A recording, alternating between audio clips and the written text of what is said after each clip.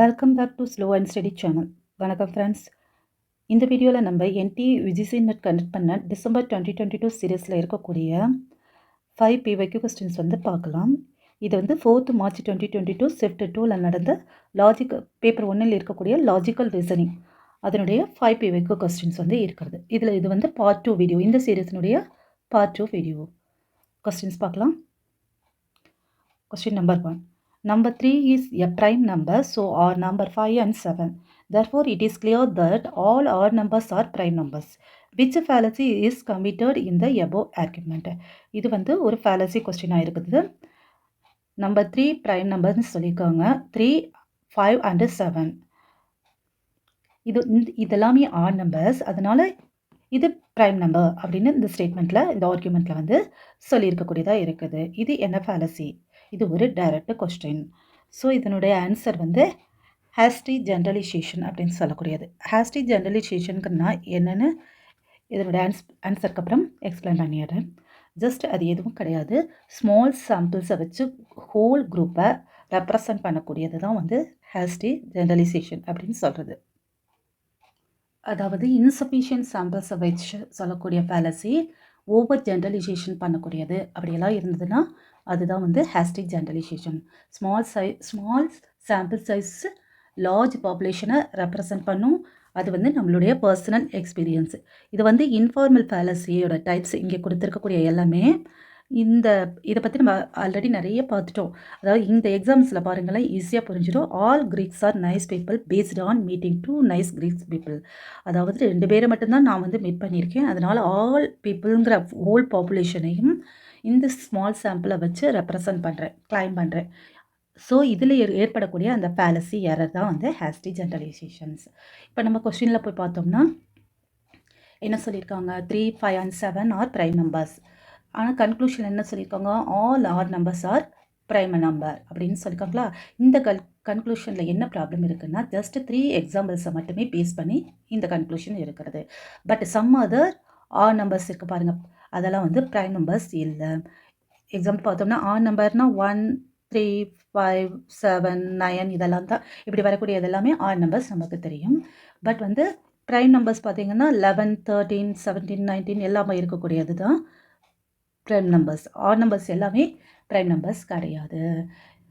Small sample சைஸாக இருக்கக்கூடிய 3, 5, 7ங்கிற R நம்பர்ஸை வச்சு ஹோல் ப்ரைம் நம்பரையே ரெப்ரசன்ட் பண்ணியிருக்கிறதுனால இது ஹேஸ்டி ஜென்ரலைசேஷன். ப்ரைம் நம்பர்னால் நமக்கு தெரியும்ல என்னென்ன, அது வித்தவுட் ரிமைண்டர் இருக்கக்கூடியது. அது டிவைட் எப்படி ஆகும்னா அதனாலேயும் தென் 1 நம்பர்னாலே எக்ஸாக்ட்லி 2 ஃபேக்டர்ஸ் இருக்கக்கூடியது தான் ப்ரைம் நம்பர்ஸ். பட் 9க்கெல்லாம் அப்படி கிடையாது, இல்லை ஃபேக்டர்ஸ். 9 ஒரு ஆர் நம்பர், பட் அதுக்கு ஃபேக்டர்ஸ் உண்டு நிறைய. ஸோ நம்மளுடைய இதில் ஆப்ஷன் நம்பர் 3 இதனுடைய answer. Missing the point. Option number 1 missing the point அப்படின்னா ஆர்குமெண்ட் பண்ணுறப்ப அந்த ஆர்குமெண்ட்டில் இருக்கக்கூடிய அதர் பர்சனுடைய அந்த சென்ட்ரல் பாயிண்ட்டை ஆர்கியூவில் அட்ரஸ் பண்ணாமல் மிஸ் பண்ணுறது தான் மிஸ்ஸிங் த பாயிண்ட். ஸோ இதனுடைய ஆன்சர் கிடையாது. தென் இரலவெண்ட் கன்க்ளூஷன் அப்படின்னு சொன்னோன்னா இந்த ஃபேலசியில் ப்ரெமிசஸை ஃபாலோ பண்ணி கன்க்ளூஷன் இருக்காது. ப்ரெமிசஸ் ஃபாலோ பண்ணப்படாது. அதான் ஸ்லிப்பரி ஸ்லோப். லாஸ்ட் வீடியோவில் டீப் எக்ஸ்ப்ளனேஷன் இதை பற்றி கொடுத்துருப்பேன். ஸ்லிப்பரி ஸ்லோப்னா என்னதுன்னா தவிர்க்க முடியாத, அதாவது series of events, chains of ஈவெண்ட்ஸை கண்டினியூ பண்ண வச்சு பேட் அவுட்கம்க்கு லீட் பண்ணிட்டு போகிறது தான் ஸ்லிப்பரி ஸ்லோப். பட் அதை சப்போர்ட் பண்ணுறதுக்கு, கிளைம் பண்ணுறதுக்கு சஃபிஷியன்ட் எவிடன்ஸ் இருக்காது. ஸோ ஸ்லிப்பரி ஸ்லோப்பும் கிடையாது. நம்மளுடைய ஆப்ஷன் நம்பர் 3 தான் இதனுடைய ஆன்சர். நெக்ஸ்ட் கொஸ்டின் நம்பர் 3 பார்த்துடலாம். Which of the following are proposition are so related that they can't both be false although they both be true? அதாவது இந்த question எங்கேருந்து வந்திருக்குதுன்னா நம்மளுடைய ஸ்கொயர் ஆஃப் அப்போசிஷன். அதாவது can't both be false although they may both be true அப்படின்னு கொடுத்துருக்காங்க. Square of opposition பாருங்கள். இந்த tables அடிக்கடி நான் எக்ஸ்பிளைன் பண்ணியிருக்கேன் பாஸ்ட் வீடியோவில், ஒரு டைம் பார்த்துக்கோங்க. அதனுடைய ஸ்டாண்டர்ட் ஃபார்ம் தான் இது. தென் இங்கே sub contrary. Can't both be false. இந்த லைன்ஸை மட்டும் ஞாபகத்தில் வச்சுட்டாலே நம்ம நிறைய கொஸ்டின்ஸ்க்கு ஆன்சர் பண்ணிடுவோம். காண்ட் போத் பி ட்ரூஸ் அப்படிங்கிற இதையும் காண்ட் போத் பி ஃபால்ஸுங்கிறதையும் வச்சுட்டாலே ஈஸியாக சிம்பிளாக ஆன்சர் நம்ம பண்ணிடுவோம். இப்போ நம்மளோட கொஸ்டின் இதுதான், can't both be false. So எது some S P some S not பிங்கிறது வந்து இந்த சப்கான்ட்ராரி, அதுதான் can't both be false. Particular negative and particular affirmative. So இப்போ can't both be falls, also the both be true.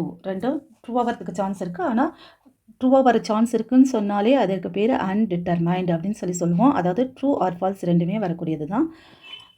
Me both be true அப்படிங்கிறது அன்டிட்டர்மைண்டு. Gantt both B ஃபால்ஸ்னால் ஃபால்ஸாக வராவே வராது, ரெண்டு பக்கமே ஃபால்ஸாக. இது ஃபால்ஸாக இருந்தால் அந்த பக்கம் ட்ரூவாக தான் இருக்கும், அல்லது ஃபால்ஸாக இருக்கும், அப்படி தான் இருக்கும். இப்போ நம்ம ஆல்ரெடி பார்த்துட்டோம், some cricketers are not cheerful person அப்படின்னு சொல்லக்கூடியது ஓ ப்ரப்போசிஷன். ஸோ அது இருக்கிறது some cricketer are cheerful person அப்படின்னு சொல்லக்கூடிய ஐ ப்ரப்போசிஷன். இது ரெண்டும் தான் சப்கான்ட்ராரி. ஸோ சிஎன்டி இதனுடைய ஆன்சர். ஆல் கிடையாது, பி கிடையாதுங்கிறது தெரிஞ்சிட்டாலே நம்ம வந்து இந்த ஏயை கட் பண்ணிக்கலாம், இந்த பியையும் கட் பண்ணிவிட்டு இதையும் கொண்டுட்டு வந்துக்கலாம். த நெக்ஸ்ட் கொஸ்டின் நம்பர் 2 பார்க்கலாம். இது இந்த மாடல் கொஸ்டினும் நிறைய நம்ம பார்த்துட்டோம்.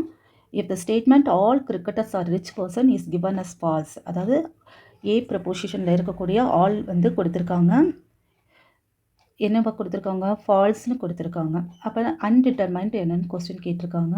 நான் எப்போவுமே சொல்லியிருக்கேன், இதுக்கு ஜஸ்ட் நம்ம அந்த ஸ்கொயர் ஆஃப் அப்போசிஷனுடைய ஒரு கால் பாகத்தை ட்ரா பண்ணிவிட்டு கொடுத்துருக்குற ஏ ப்ரப்போசிஷனை இங்கே நோட் பண்ணிவிட்டு என்ன கொடுத்துருக்காங்கன்னு பாருங்கள். ஃபால்ஸ் ஃபஸ்ட்டு இருக்கவும் கான்ட்ராடக்டரியாக நோட் பண்ணிக்கலாம். இங்கே ஃபால்ஸாக இருந்தால் ஷியோராக ட்ரூ இந்த பக்கம் போட்டணும்.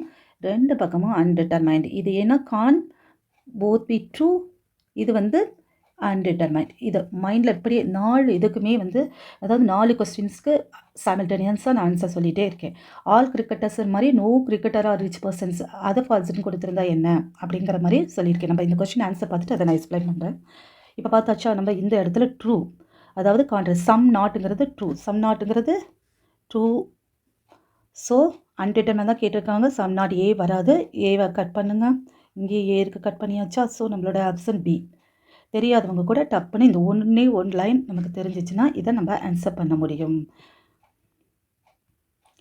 இ ப்ரப்போசிஷனில் இருக்கக்கூடிய நோ கிரிக்கெட்டர்ஸ் ஆர் ரிச் பர்சன்ஸ்ங்கிற இந்த பியும், இங்கே இருக்கக்கூடிய ஐ ப்ரப்போசிஷன்ஸில் இருக்கக்கூடிய some cricketer are rich persons, இது ரெண்டும் தான் அன்டிட்டர்மைண்ட். ஸோ பிஎன்சி நம்மளுடைய ஆப்ஷன் கரெக்ட். தென் இதை பற்றின சிம்பிள் டேபிள்ஸ் இது இருக்குது. இதை பற்றி நிறைய எக்ஸ்பிளைன் பண்ணிவிட்டேன். இது ஒரு டைம் பார்த்தாலே உங்களுக்கு புரிஞ்சுட்டு பார்த்துக்கோங்க.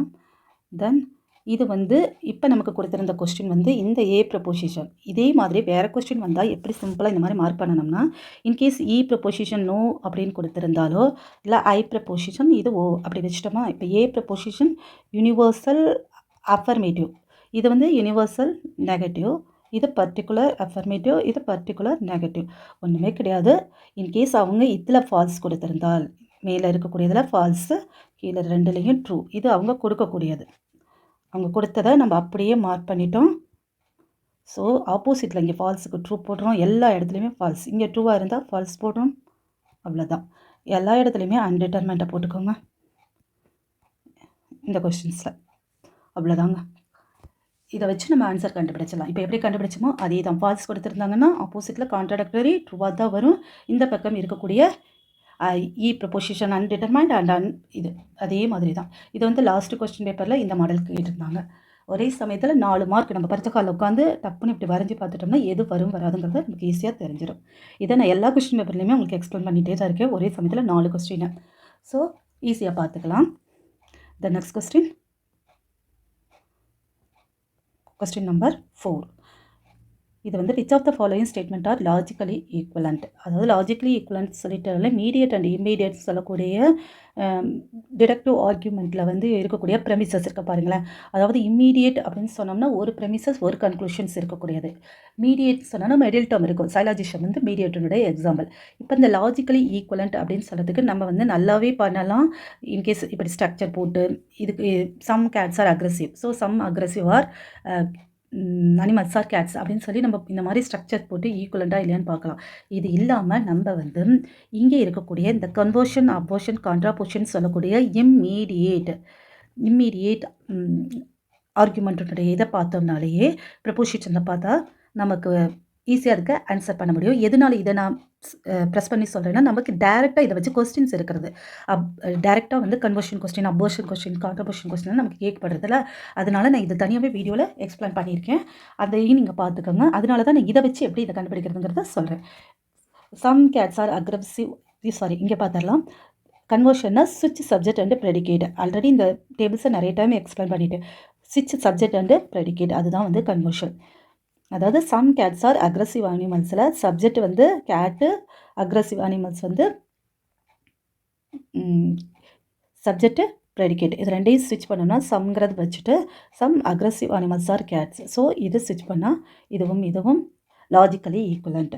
இங்கே பார்த்தா தெரியும் இ அண்ட் ஐங்கிற சம் நாட்டுங்கிறது ஓல போயிடும், ஈங்கிறது நோ. இந்த ரெண்டும் தான் வந்து இந்த இடத்துல கிளைம் பண்ண முடியும். வேலிடு ஃபார்மாக வந்து கொடுக்கக்கூடியது வந்து இந்த E and I proposition. So இது ஐ ப்ரப்போசிஷன். அடுத்தது பார்த்தீங்கன்னா some cats are non aggressive animal. இங்கே பாருங்கள், அபோர்ஷனில் ஃபஸ்ட்டு குவாலிட்டியை சேஞ்ச் பண்ணிவிட்டு replace the predicate term with its காம்ப்ளிமெண்ட்ஸ்னால் ஒன்றும் கிடையாது, மேக்ஸிமம் நான் போடக்கூடியது தான் வந்து அந்த ப்ரெடிகேட் அல்லது சப்ஜெக்ட்டுக்கு முன்னாடி. இப்போ change quality, some cats are not, இங்கே இருக்கக்கூடியதுக்கு நாட் போட்டோம்னா சம் கேட்ஸ் ஆர், அதில் சம் கேட்ஸ் ஆர் நாட்னு சொன்னால் குவாலிட்டி சேஞ்ச் ஆயிடுச்சா. இங்கே இருக்கக்கூடிய ப்ரெடிகேட்க்கு முன்னாடி இந்த நான்கிற காம்ப்ளிமெண்ட்டை ஜாயின் பண்ணியிருக்கோம். ஸோ இந்த ரெண்டையும் கட் பண்ணி பாருங்களேன். இந்த நாட்டையும் நானையும் ரெண்டையும் கட் பண்ணாலே some cats are aggressive animal. இப்படி சேர்த்தா இதுவும் லாஜிக்கலி ஈக்குவலண்ட். இந்த ஆல் கேட்ஸ் ஆருங்கிறது வந்து வராது. ஸோ நம்மளுடைய இந்த அபோர்ஷனில் வந்து 4 ப்ரப்போசிஷனுமே வந்து வேலிடாக வரும். ஸோ நம்மளுடைய ஆன்சர் என்னது? ஏ, பி அண்ட் சி இருக்கக்கூடிய ஆப்ஷன் நம்பர் 4 வந்து இதனுடைய ஆன்சர். டி வராதுங்கிறத கட் பண்ணால் உண்டு. தென் வந்து அடுத்ததே நம்ம பார்த்துருக்கோம்ல, 3 இருக்கா 2 இருக்கான்னு பார்க்குறதுக்கு செக் பண்ணக்கூடியது தான் இந்த இது. The next question number 5. Classical Indian logicians, அதாவது Naiyayikas, give a psychological account of inferential cognition. Statement 2. According to Nayakas, the logical structures of inference represents not how we would to infer, but how the matter fact we do infer. அதாவது Indian லாஜிஷியன்ஸாக இருக்கக்கூடிய நாயக்காஸ் வந்து psychological account of inferential cognition அப்படின்னு சொல்லியிருக்காங்க. அப்படின்னா 5 census and மைண்டினுடைய புத்தியினுடைய இன்டராக்ஷனால் ஏற்பட inferential காக்னிஷன்ஸை வந்து அனுமான அறிவு, அதாவது அது ஒரு சைக்காலஜிக்கல் மென்டல் ப்ராசஸ்னு நாயக்காஸ் வந்து பிலீவ் பண்ணுறாங்க. நாயக்காஸ் அப்படின்னு சொன்னோம்னாலே 6th ஆர்த்தடாக்ஸ் ஸ்கூலில் இருக்கக்கூடியதில் ஒன் ஆஃப் த ஸ்கூல். இவங்க வந்து லாஜிக் அண்ட் எபிஸ்டமாலஜியை வந்து அறிவுக்கான முறையான அணுகுமுறை அப்படின்னு சொல்லக்கூடியதை வந்து ஃபாலோ பண்ணுறாங்க. இவங்களுடையது 4 பிரமாணாஸ். இவங்க வந்து வேலிட் சோர்ஸ் ஆஃப் நாலேஜ்னு சொல்கிறாங்க. இது ரொம்ப முக்கியம். என்ன 4ன்னா பெர்செப்ஷன், அனுமரா inference, verbal testimony and comparison, ஒப்பீடு பண்ணுறது, கம்பேர் பண்ணுறது. அதில் இருக்கக்கூடியது செகண்டாக இருக்கக்கூடிய அனுமனா இன்ஃபரன்ஸ் பற்றி தான் நம்மளுடைய இந்த கொஸ்டின்ஸு. தென் எக்ஸ்டர்னல் வேர்ல்டை பற்றின நாலேஜை வந்து சென்சஸ் வந்து நமக்கு வந்து 5 சென்சஸ் நமக்கு வந்து தருது. அந்த நாலேஜை, அந்த இன்ஃபர்மேஷனை மைண்டில் ஸ்டோர் பண்ணிவிட்டு ப்ராசஸ் பண்ணுறது நம்மளுடைய புத்தி. தென் இன்ஃப்ளூயன்ஸ் பண்ணுறப்ப, இந்த மென்டல் ப்ராசஸ் வந்து இன்ஃப்ளூயன்ஸ் பண்ணுறப்ப எப்படி நடக்கிறதுன்னு அண்டர்ஸ்டாண்ட் பண்ணிக்கிறதுக்கு ஒரு லாஜிக்கல் ஸ்ட்ரக்சர்ஸை வந்து அவங்க கொடுத்துருக்காங்க. ஆல்ரெடி நம்ம நிறைய கொஸ்டின்ஸில் பார்த்துருக்கோம்ல, ப்ராட்டின்ஜினா, ஹேவ் டு அப்படின்னு சொல்லி இருக்கக்கூடிய எல்லாமே அதுதான். அந்த 5 ஸ்ட்ரக்சர்ஸ் இருக்கும் பார்த்தீங்களா, சேம் அதே எக்ஸாம்பிள்ஸ் தான் எல்லா இடத்துலையுமே வரக்கூடியதாக இருக்கும். இன்ஃப்ளூயன்ஸ் ப்ராசஸ்னுடைய 3 ஸ்டேஜஸை வந்து நம்ம எப்படி பார்ப்போம்னா, ப்ரெமிசஸ், மிடில் டேர்ம், கன்க்ளூஷன்ஸ். இப்படி ப்ரெமிசஸ் நமக்கு என்ன பண்ணுதுன்னா, சென்ஸால் கிடைக்கக்கூடிய இன்ஃபர்மேஷனை வந்து நமக்கு கொடுக்குறது. அதாவது perception of the middle term. இப்போ எக்ஸாம்பிளுக்கு நம்ம அதே சொன்னோம்னா, ஸ்மோக், ஹில்லில் ஸ்மோக் வருதுன்னா ஸ்மோக்குங்கிற மிடில் டேர்ம்லேருந்து பெர்செப்ஷன் பண்ணக்கூடியது தான் வந்து நமக்கு ப்ரெமிசஸ் வந்து அந்த நாலேஜ் வந்து நமக்கு கொடுக்கறது. தென் மிடில் டேர்ம் அப்படின்னு சொன்னோம்னா, ப்ரெமிசஸ்க்கும் கன்க்ளூஷனுக்கும் 2க்கும் இருக்கக்கூடிய ஒரு அனாலஜி, ஒப்பீடு, கம்பேர் பண்ணக்கூடியது தான் வந்து இந்த மிடில் டேர்ம்ஸ் சொல்லக்கூடியது. இதை வந்து சப்ஜெக்ட் அண்ட் ப்ரெடிகேட் போத்துமே வந்து காமனாக இருக்கக்கூடியதாக இருக்கும். கன்க்ளூஷன் அப்படின்னு சொன்னோம்னா, இந்த இன்டலெக்ட், புத்தியால் ஏற்படுற ஃபைனல் ஜட்ஜ்மெண்ட் தான் வந்து கன்க்ளூஷன். கடைசியாக நம்ம வந்து எல்லாம் பண்ணி முடிச்ச பின்னாடி பண்ணக்கூடிய ஃபைனல் ஜட்ஜ்மெண்ட் தான் வந்து கன்க்ளூஷன். அதாவது சிம்பிளாக சொல்லணும்னா மிடில் டேர்ம் இருக்கக்கூடிய அந்த எக்ஸாம்பிள்ஸ் வச்சு நம்ம பார்த்தோன்னு வச்சுக்கோங்களேன். மிடில் டேர்மான அந்த ஸ்மோக் வந்து மற்ற இன்ஸ்டன்ஸில் எக்ஸாம்பிள்ஸ்க்கு வந்து கிச்சன்ஸ், அந்த மாதிரி கிச்சனில் வரக்கூடிய புகை, அந்த ஸ்மோக்கு அது வந்து இன்வேரியபிளி கன்காம்பிட்டன்ஸ். அடிக்கடி சொல்லுவாங்க வியாப்திங்கிற இன்வேரியபிளி கன்காம்பிட்டன்ஸ். அப்படின்னா ஒன்றும் கிடையாது. நெருப்பையும் புகையும் பிடிக்க முடியாது, ஐஸையும் கூல்னஸையும் பிடிக்க முடியாது, கரண்ட்டையும் ஷாக்கையும் பிடிக்க முடியாது. இப்படி இருக்கு பாருங்க, அதுதான் இன்வேரியபிளி கன்காம்பிட்டன்ஸ் அப்படின்னு சொல்லக்கூடியது. அந்த மாதிரி இன்ஸ்டன்ஸ் ஆகி இருந்து மேஜர் டேர்ம் என்ன, ஃபயர். அந்த மேஜர் டேர்ம் வந்து ப்ரெசன்ட் ஆப்ஜெக்ட் என்னது, ஹில்லு தான் நம்மளுடைய ப்ரெசன்ட் ஆப்ஜெக்டாக இருக்கக்கூடியது. இந்த ஹில், இந்த ஹில்லில் வந்து ப்ரெசன்ட் ஆப்ஜெக்டாக இருக்கக்கூடிய ஹில் மைனர் டேர்ம் அப்படின்னு சொல்லுவோம்ல, அதில் வந்து ப்ரெசென்ட் ஆகி இருக்கணும். இன்ஃபரன்ஸ் பண்ணுற மென்டல் ப்ராசஸ்ஸாக வந்து நம்மளுடைய இந்த அனுமனா அனலாஜி அப்படின்னு சொல்லக்கூடியது அப்படின்னு சொல்கிறாங்க. அதாவது ஹில்லில் ஸ்மோக் இருக்குது, பிகாஸ் நம்ம கிச்சனில் ஸ்மோக் வர்றதை பார்த்துருக்கோம். ஸ்மோக் வந்தால் அந்த இடத்துல ஃபயர் இருக்கும், அதை இன்வேரியபிள் கன்காம்பிட்டன்ஸ் ஒப்புமைப்படுத்தி நம்ம பார்க்குறது. ஸோ ஹில்லில் ஃபயர் இருக்குது அப்படின்னு முடிப்போம். நம்ம இந்த எக்ஸாம்பிள்ஸ் பல டைம் பார்த்துட்டோம். திருப்பி அதே தானே சொல்கிறேன். அந்த ஒரு எக்ஸாம்ஸாக கேட்டுட்டும் இருக்காங்க எக்ஸாமில். ஸோ இப்படி பண்ணக்கூடிய அந்த மென்டல் ப்ராசஸை தான் வந்து இவங்க இந்த psychological account of inferential cognition அப்படின்னு சொல்கிறாங்க. இவ்வளோ பெரிய எக்ஸ்ப்ளனேஷன் வந்து இந்த ஒரு வேர்டு தான் ஆன்சர். ஸோ இந்த ஸ்டேட்மெண்ட் ஆப்ஷன் நம்பர் 1ங்கிறது வந்து கரெக்டாக ட்ரூ.